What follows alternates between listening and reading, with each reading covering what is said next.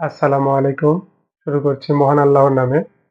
সত্য কথা আমরা শুনতে চাই, সত্য কথা আমরা জানতে চাই, কিন্তু সত্য কথা আমরা প্রকাশ করতে চাই না।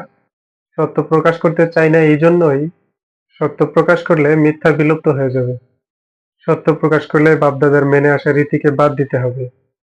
আপনি যদি সত্য মানতে চান, তাহলে আপনার আশেপাশের লোকগুলো হয়তো আপনাকে পাগল বলবে কিংবা উন্মাদও বলতে পারে। যেমনটা নবী আলাইহিস সালামকে মক্কার সকল লোকেরা পাগল কিংবা উন্মাদ বলতো। কেন বলতো? কারণ সে সত্য প্রচার করতেছে, সত্য কথা মানুষের সামনে তুলে ধরতেছে।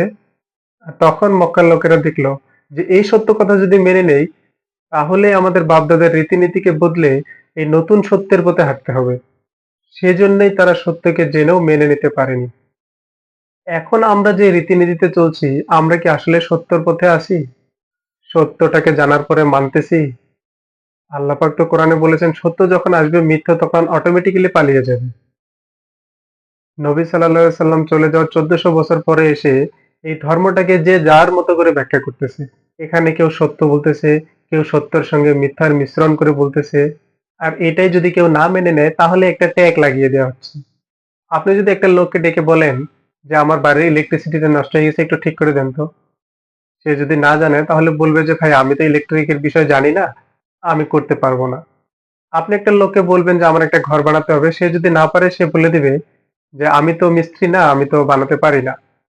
তেমনি করে আপনি যদি একটা লোককে বলেন আমার একটা টেবিল বানিয়ে দেন তো কাঠ দিয়ে, সে বলবে আমি তো কাঠ মিস্ত্রি না, আমি তো সেটা পারি না। কিন্তু আপনি যে কাউকে এই ধর্মের ব্যাপারে জিজ্ঞাসা করেন, সে জানুক বা না জানুক, সে পণ্ডিতি করবেই।